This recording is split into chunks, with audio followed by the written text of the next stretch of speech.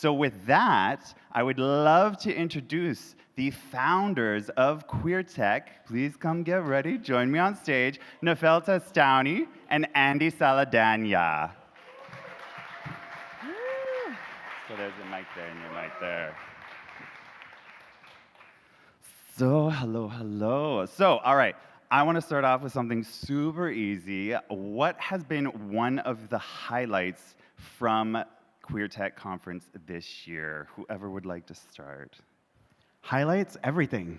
I mean, we did it. We were here, all the planning happened, seeing everybody's amazing face in the room, walk in that first morning, and seeing them now. Look at this. It's a closing session of a 2-day conference, and look at how many people are still here. This is amazing. These are all the highlights.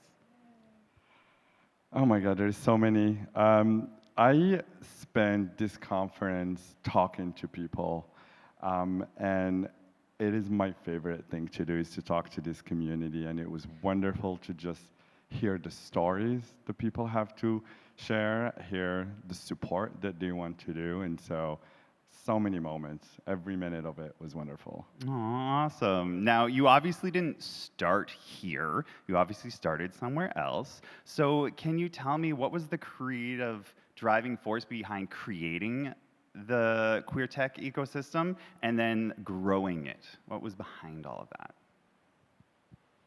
We didn't see ourselves when we were going to tech events. We were both in different ecosystems and doing similar work. A lot of networking, a lot of exploring tech ecosystem. I was in New York, Naoufel was here, and I really was, part of my job was to scout new entrepreneurs and new founders in New York City and find the most interesting ones to put them on stage at a monthly event. And so I was in and out of tech events probably 3-4 days a week. And I would go to these events and I was seeing all white cis men who were straight and bro-y, and I would walk in and I'd not feel comfortable, not feel like I was included or represented. And having to talk to these individuals, it just got so exhausting. And so I was looking for my community, what represented me, and I was going to any meetup I could find in New York that aligned with one of my identities, the Latino tech meetup, the introverts meetup, all these places, and I wasn't quite finding the right thing. And a couple of friends decided, we're gonna start this thing called Gay Tech Meetup. And I was like, great, I'll help you. I knew that they would lose interest, and 6 months later, I was the only one left organizing. And I decided I didn't want it to just be gay men. I wanted it to be everybody, queer. And so I changed the name to QueerTech NYC. And within a couple of months, we had 2,000 members. And I was doing quarterly events, and that's why I started it. And then I met Naoufel. Oh, I love that. Thank you for starting that, and thank you for doing that and bringing us to where we are. And Naoufel. So I also been in tech for longer than I want to tell anyone how long. But I also, I didn't say that year. All right, don't tell them how long. I used to also go to tech events. I'm an extrovert, so I got involved, volunteered, I would speak at events, and it's the same thing, right? I would stand in a room, and it's mostly men, white men, and I met someone today who's like, you remember 2011 when it was just me and you? This is a woman of color, and just like me and you at this event, and I was like, yes, terrifying, I don't want to remember that. But that was the journey, right? We would go, and now and then I would get maybe a queer person that will half raise their hand in the back, and I'm like, wow, there's only 2 of us.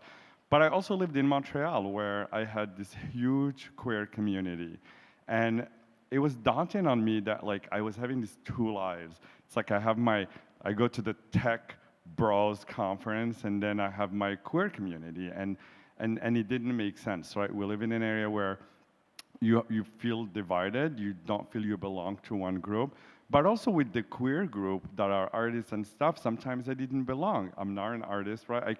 I wanted something that brings this world together and create that, and so I was thinking about this. So in 2016, I met Andy at Startup Fest, and a friend of us introduced us. And you know, my first reaction is like, oh my God, we are 200% more queer, because now there is two of us at this conference. It was just me representing that 100%. And again, maybe there were other queers, but they were not visible to me, and I didn't know about that. And you know, we've talked so much about it, and we realized the intersection of the experience that we had. Either you are in New York or Montreal or other places, we had that same experience where you know, you don't have that sense of belonging. And so Andy left, and then he was like, let's create a Meetup group. So I created the Meetup group, and then 2 weeks later, he's like, how is the group going? So I looked at it, and there were 100 people on that group, and that was 98 people more than I didn't know were in tech in Montreal. And so that's kind of how we started that journey. Awesome. I know that a lot of people, it's been a running trend through the whole conference. A lot of you in the audience have spoken about how you felt the same way. And I think I speak for everybody in the audience where we're so grateful that you did start this, because we were all those people in those rooms being like, am I the only queer person in here? And now we can be here and we can come together and grow this. So thank you so much for doing that. I'm sure there's been a lot of milestones on this journey to get here. Are there any that stick out in your mind that you're like really proud of achieving? Summer 2018, when companies, supporters like Google, who were like, we can support you, but I can't just write you a check. And we were like, oh yeah, let's create an organization. And so, of course, I called Andy and I was like, okay, I think we need to create a nonprofit. And so it was like, that was a big milestone to be like, oh my God, this thing is going from a meetup to a real organization. And then there were many other milestones throughout the years, but you know, the next big one was like, are we gonna do this full time? And so it was another moment where it's like, fuck it, let's do it. You know, we're gonna leave our jobs and we're gonna focus on this and do this. And I think those are like two huge milestones for me. Yeah, and they weren't easy decisions, right? So the first one, I was just providing guidance and volunteering in an advisory capacity to Naoufel as he was getting things off the ground here in Montreal. And I had just been to Montreal for the first time during Startup Fest in 2016, and I fell in love with the city. And my partner and I at the time were coming every 6 months or so. More like 2 months. I saw you like 6 times the first year. It was fantastic. So I was really getting to know the Montreal tech ecosystem, and it was really fantastic. But that decision in summer 2018, when Naoufel was like, I want you to come to this event. We've really built something. I'm going to incorporate. I'm inviting you to be on the board. We should do this. I was just like, sure, whatever. Just thinking I was going to be on the board. I'm going to be on a board of directors for QueerTech. Sure, whatever. It's a meetup group. And all of a sudden, I walk into the Pride Hacks event, and I was like, oh, like, he's for real. He's gotten some amazing volunteers, like, engaged and producing. And when I walked through the doors in that 2018 Pride Hacks, I was like, wow, we're onto something here. And Naoufel, like, the magic of we talk about timing in entrepreneurship. We talk about preparation, and all of that came together magically for QueerTech. And I've had a couple of startups, and I've worked in startups, and I've coached, and it's such a rare thing. But walking through those doors in 2018, that was a huge milestone, because it was like, this is a real thing. And that was a huge milestone for me. Awesome. And now this is another milestone, because didn't you double the number of attendees for this? Yeah, we did. Last year, we like to run pilot projects because we're entrepreneurs, and you know, we want to experiment, and so not to have the pressure of always being like, oh, we just failed. It's like, let's do a pilot. And the pilot was to do a conference. It's usually Andy and I talking about a meetup, and then suddenly we left the meeting and it was a conference, and it was like, okay, I guess let's do this. Wait. My favorite part is that Naoufel is like, we talked about this. You said we could do a conference. And I'm like, You told I want a conference. and I said, okay. He's like, so I have a venue and we're doing a conference and it's in 2 months. No pressure. No pressure. I was like, okay, let's fundraise for this. And we did it last year at Microsoft, and it was beautiful. It was seeing the community coming together. You know that when you organize events, your worry always is like, are people going to show up? And I think last year, people start showing up, and then it was more than we could even fit in those conference rooms. And so I think that was sign, and I think that was the sign where we see the community need this, and we need this to come together. Oh, amazing. So we see that there's these amazing milestones that you've hit, but there were surely road bumps along the way. What were some of the roadblocks that you hit going on this journey to get to where you are today? Gosh, how long do we have? 19 minutes and 21 seconds. Do you want 19 days? the daily roadblocks, the Okay. weekly? Let's pick like an okay. overarching like idea or specific. I would say, well, the first one was that we both had full-time jobs when we decided to incorporate QueerTech as a nonprofit. And so we were doing it in our spare time, really depending on a team of amazing volunteers to make things happen. Volunteerism is a hard thing, and it's a hard thing to ask people to give so much of themselves for the good of the community or just for the good. And it's really a difficult thing to keep maintaining that energy. And you know, we were very lucky to have such engaged volunteers, but I say one of the first roadblocks was the frequency with what we were doing Meetup events here in Montreal. And it was, you know, we were experiencing a little bit of burnout with volunteers, a little bit of turnover, and it made sense, you know, like it's hard to keep that rhythm going. And so that was one of the first roadblocks. But I would say the next biggest one was COVID. Because we were just coming off an amazing year in 2019 with Pride Hacks. It was our biggest event ever. It was a tremendous 2-day event with a cocktail opening. It was fantastic. And we were starting to have real conversations of like, what does this look like running a full-time organization with us at the helm? How do we make that transition? And then 2 things happened. 1, I was going through a divorce. And 2, COVID happened. So my world got turned completely upside down. And if it hadn't been for Naoufel, I would have been ready to just throw in the towel and let QueerTech go away. Yeah, COVID was, I think that was a pivotal moment where we were doing events every month from 2016. I don't know what was going through our mind. I still can't believe we did that, honestly. But it was every month, and we built that community because people wanted to come and connect every month. And I think when COVID hit, before even hit, we basically all our sponsorship and revenue got paused. So suddenly, we had all this revenue that was supposed to come, and it kind of disappeared overnight. The next thing is like, everyone is like, this thing's gonna last 2 weeks. And it's like, okay. And then we all realize at some point, this is not gonna be 2 weeks. And I think we had to make a huge decision. And we've discussed this. It was me, Laura, and Andy sitting on Zoom, be like, what is going on in the world? Also, what are we gonna do with this organization and this community we built? And so that was a moment where we decided, you know, we're gonna move programming, we're gonna do a call, and we're gonna see if people are gonna support to continue this organization. And people like Mazdak have raised their hand and was like, I have a training I can do for this community. So that's kind of how we start working through one of the major roadblocks that we have as an organization. So going through all that and experiencing that, how have those circumstances and those situations informed how you work today now in QueerTech and how you're moving forward into the future?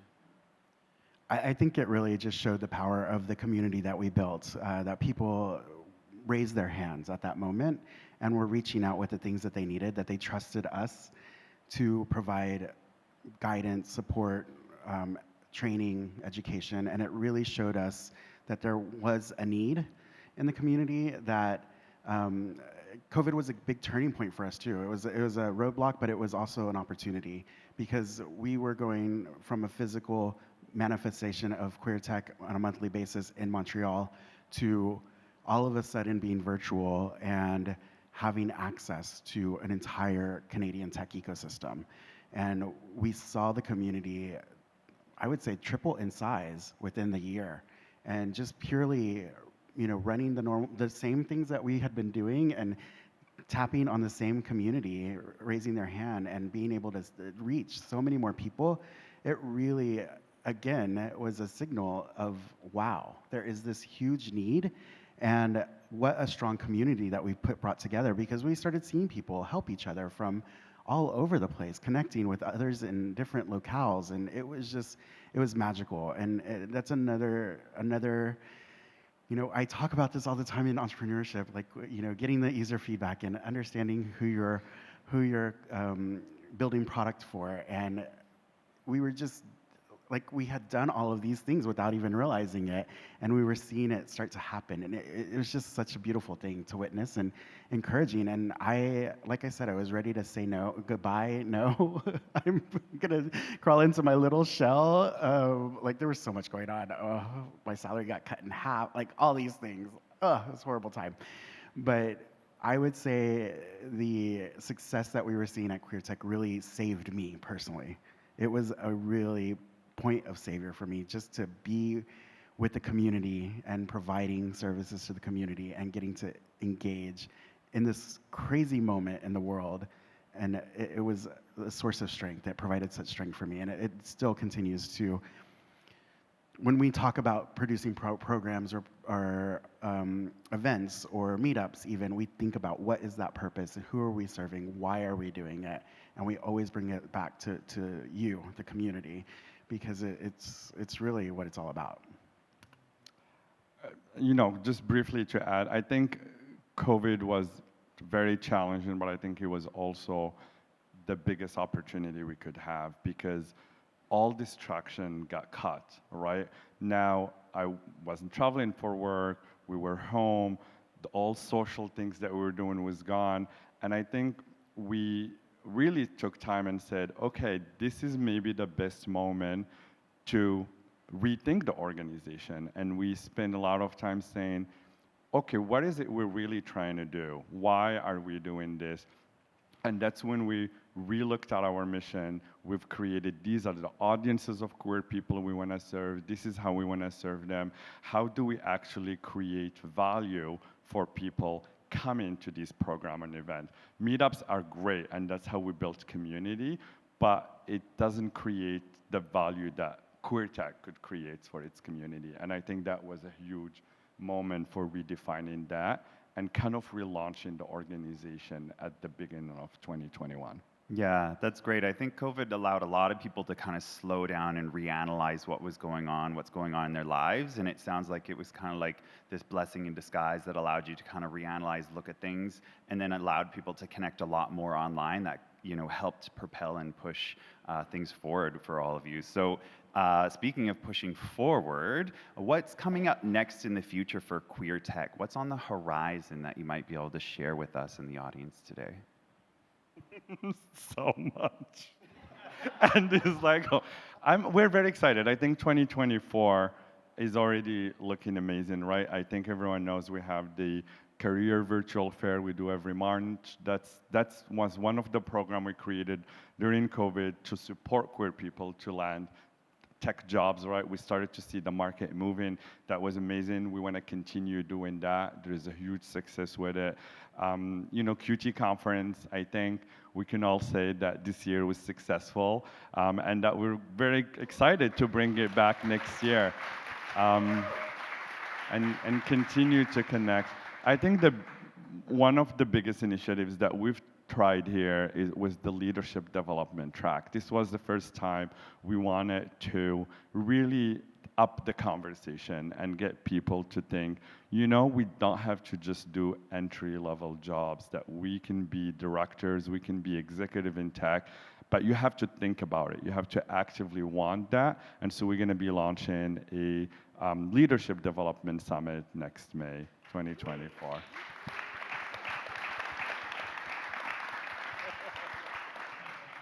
And then last year, we launched our QD Access program. It was our first cohort-style program doing soft skills training for early career individuals. It was such a beautiful experience for me getting to lead that program with Jess, who was here earlier.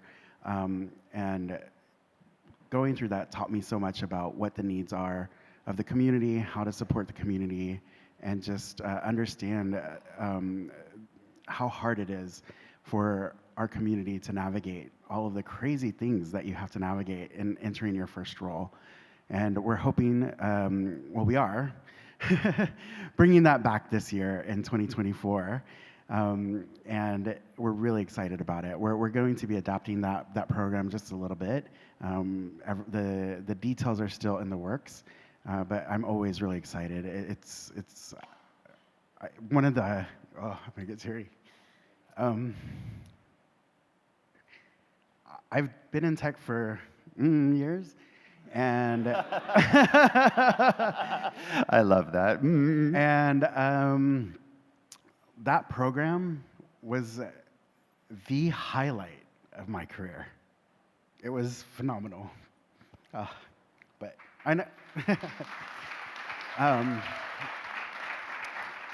And I never thought I could be someone who could create something like that, be a part of a team that put that into the world. So to see it happen, to see the engagement around it, and to start to figure out how do we make this bigger and better, it's like I feel such a privilege to be a part of this. Yeah, big applause because he did run that program for 9 weeks. Quickly to add, because a lot of people look at and they're like, oh, like QueerTech, what is QueerTech doing? And I think I want you to think a little bit how we see it. And sometimes when you are in it, it's hard to see. But for us to ultimately create wealth within this community and create economic empowerment for this community, there are 3 things or 3 phases that we see needs to happen. One, we need to increase to us LGBTQ representation in tech. We just need more people in this industry and getting this experience. Once we have more people, we want to see some of these people moving into leadership roles and executive roles so we can make decisions. But ultimately, we want to see more tech queer entrepreneurs contributing to the economy of this country. And in order to do that, this is a 15-year plan. It's not going to happen quickly, but that's what we're trying to build towards, is contributing to that in the next 10, 15 years. Yeah, just quickly. Love all this applauding. I know, I love it. Keep it coming. No, we haven't even talked about the entrepreneurship ideas that we have in store, and they're still in the ideation phase, but entrepreneurship is near and dear to both of our hearts, and I lived it and breathed it for so long, and I miss those conversations a ton every day. So just stay tuned. Things are happening, things are coming. Ooh, I'm very excited about that. So I think the audience would be a little bit sad if I didn't try and push. Do we know where we're going to be next year for QueerTech? Stay tuned to 2024. Can't give you all the cake. Okay, well, I had to try. Okay, so what can the audience members here today do to support the goals of QueerTech? How can they stay connected to the community until, we go to our next adventure? Well, it's funny, you should say something. Join the community. One of the things that we're trying to do is to create more access points to each other and to the community as a whole. So we launched our digital community this year, and we really encourage you to sign up and be a part of it. It's just in its very beginning stages, and the biggest way that you can support QueerTech is to be active in the community. So sign in, populate the forum board, share your thoughts on the live feed, post some jobs, posts that you're looking to find a mentee. It's all kind of open at the moment, and we're trying to figure out what the best use cases are for the community as a whole. So help us build out this digital community by participating, signing up for it, and participating in it as much as possible. We will be launching a couple new features in it, and really excited about where it goes in the future. And just to add, like one of the reason, we thought a lot about, do we really need a virtual community? And I think we collectively, I mean, you see the stats yesterday, there is so much online hate, there is so much toxicity in social networks, and I think we've got to the point that we are like, there is thousands of us across this country, and we can create a platform that's safe for people, that you can come and be more inspired than feeling toxic and inundated with hate, and that's what we're trying to do. So this is a way for us to be able to connect and support the community throughout the year.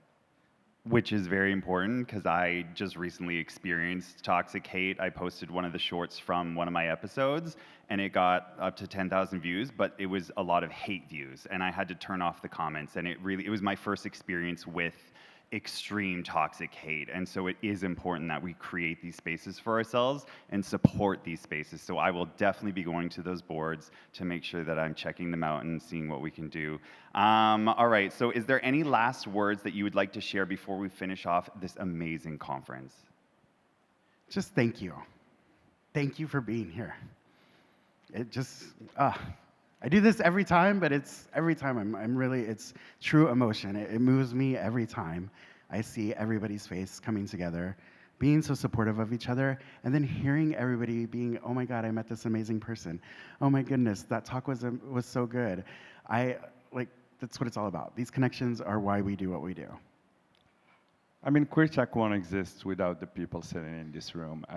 We wanted to create space where everyone belongs, but showing up is what makes this organization great, and being here and contributing with your knowledge and stories is really important. So thank you for showing up and continuing to make this community great.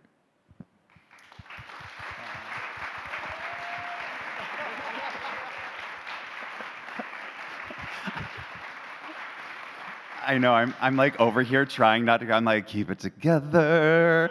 I think I speak for the audience and myself when I thank you from the bottom of my heart for creating this space, for all of us. I am so excited. We are all so excited to see what is next and what comes in the future. So thank you so much for joining today, and thank you so much for doing this amazing recording. Thank you.